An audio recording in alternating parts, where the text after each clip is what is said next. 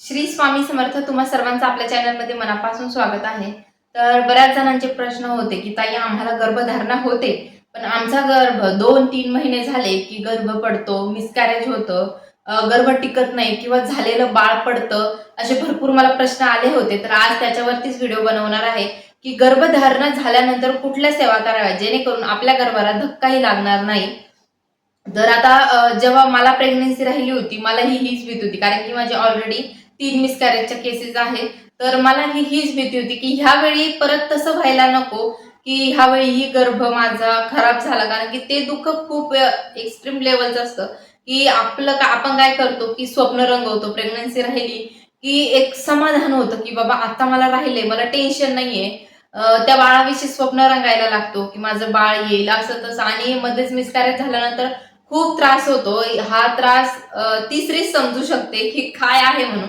तर आज मी तुम्हाला ह्याच सेवा सांगणार आहे की गर्भधारणा झाल्यानंतर काय करायचं जेणेकरून तुमच्या गर्भाला धक्काही लागणार नाही. तर मी काय केलं ते सांगते. सर्वात अगोदर मी माझ्याकडे हे गर्भ जे मनोवांछित संतती, हे मनोवांछित संतती बुक आहे बघा. तर हे बुक होतं माझ्याकडे. तर यामध्ये भरपूर उपाय दिलेले आहे, भरपूर सेवा दिलेल्या आहे, आणि यातल्याच मी ज्या काही सेवा केल्या त्या सेवेमुळेच आज मला बाळ झालंय, म्हणजे बाळ माझं टिकलंय खरं म्हटलं तर. तर यामध्ये भरपूर गोष्टी आहेत की आपण आपल्या बाळाशी संवाद कसा साधायचा, आणि हे पुस्तक तुम्हाला कुठल्याही स्वामी समर्थ केंद्रामध्ये मिळून जाईल. तर सर्वात अगोदर मी ह्या ग्रंथ व्यतिरिक्त काय सेवा केल्या हे मी तुम्हाला सांगते. तर मी दररोज सकाळी उठल्यानंतर रामरक्षा स्तोत्र, जर आंघोळ वगैरे झाली की यामध्येच गर्भसंवाद दिलेला आहे, तो गर्भसंवाद मी पोटावर हात ठेवून म्हणायचे.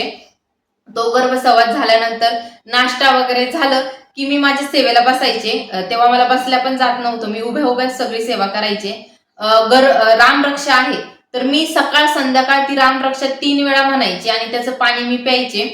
रामरक्षा झाल्यानंतर स्वामी चरित्र सारामृताचे 3 अध्याय मी 9 महिने वाचले, आणि एकच माळ करायची. 11 माळी होत नव्हत्या, त्यामुळे एक माळ करायची. आणि ऍडिशनल सेवा प्रज्ञाविवर्धन स्तोत्र आहे बघा, ते पण मी वाचायचे. आणि अजून याच्यातले मी तुम्हाला सेवा दाखवते. आता हे भरपूर पुस्तक माझं खराब झाले, कारण मी भरपूर जणींना दिलंय ना, तर त्यामुळे बायका कसं की काळजी घेत नाही. तर इथे बघा, गर्भरक्षा प्रार्थना, गर्भरक्षा सुक्त आणि गर्भधारण स्तोत्र पण आहे. तर इथे बघा, तुम्हाला दिसते का नाही, उलट दिसतंय. गर्भरक्षा प्रार्थना आहे, ही प्रार्थना मी तुम्हाला डिस्क्रिप्शन मध्येही देईल. तर ही गर्भरक्षा प्रार्थना म्हणल्यावरती आता तुम्हाला एक माझा स्वतःचा अनुभव सांगते मी. मला 3ऱ्या महिन्याच्या सोनोग्राफीला जायचं होतं. तर 3ऱ्या महिन्याची सोनोग्राफी तुम्हाला सगळ्यांना माहिती असेल, खूप महत्वाची असते. सोनोग्राफीमध्ये म्हणजे सगळं कळतं की बाळाचे ठोके आहे की बाळाची वाढ व्यवस्थित होते का, सगळं सगळं व्यवस्थित कळतं. हे बाळ पुढे कंटिन्यू याची ग्रोथ होणार आहे का नाही.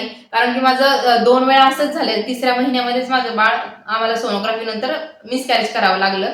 तर ह्यावेळी जेव्हा माझं बाळ राघव, त्याच्या टायमालाही मला खूप टेन्शन होतं की आता ह्या बाळाची मेन सोनोग्राफी आहे. म्हणजे अक्षरशः रात्री मला झोप आली नाही की उद्या माझी सोनोग्राफी आहे म्हणून.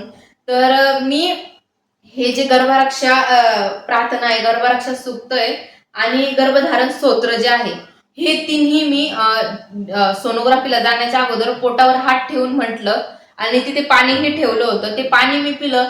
रामरक्षा जे होतं ते मी म्हटले. स्वामी चरित्राची ज्या माझ्या सेवा होत्या डेलीच्या ते केलं. प्रज्ञाविवर्धन स्तोत्र आहे तेही मी वाचलं. आणि याच्यामध्ये एक मंत्र पण आहे बरं का, तोही मी तुम्हाला डिस्क्रिप्शन मध्ये देईलच.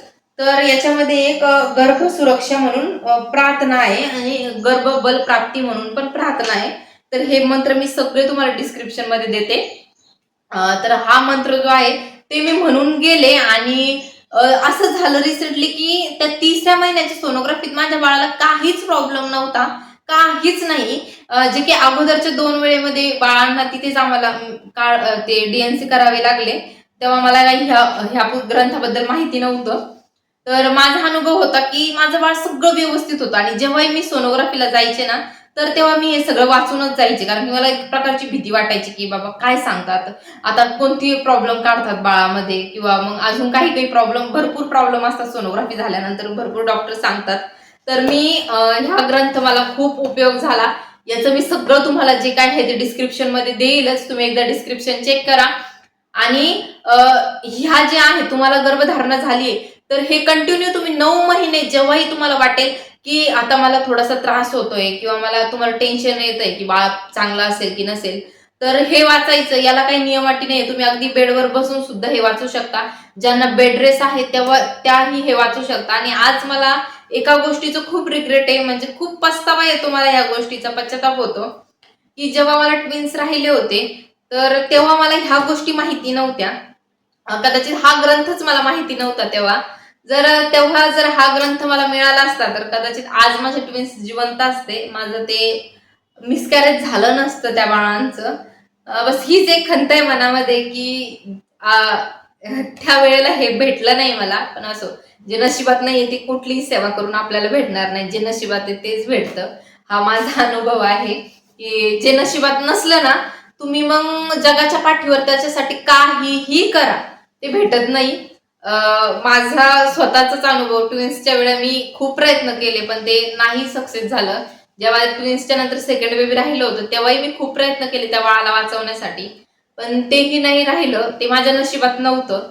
आणि जेव्हा आता माझा हा मुलगा आहे त्याच्या वेळेला मी भरपूर सेवा केल्या की मनामध्ये 2 वेळा अगोदर असं 2-3 वेळा तसं झालं की मनात एक भीती असते की ह्या वेळी तसं व्हायला नको, म्हणून त्याच्या वेळी पण मी भरपूर सेवा केल्या आणि तो माझ्या नशिबात होता. त्यामुळे महाराजांनी त्याला धक्काही लागू दिला नाही.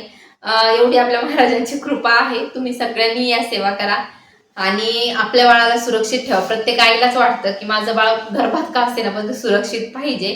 तर तुम्ही या सेवा करायला विसरू नका. मी डिस्क्रिप्शन मध्ये तुम्हाला सगळे मंत्रसूत्र देईन. व्हिडिओ आवडला असेल तर नक्की लाईक, शेअर, सबस्क्राईब करा. श्री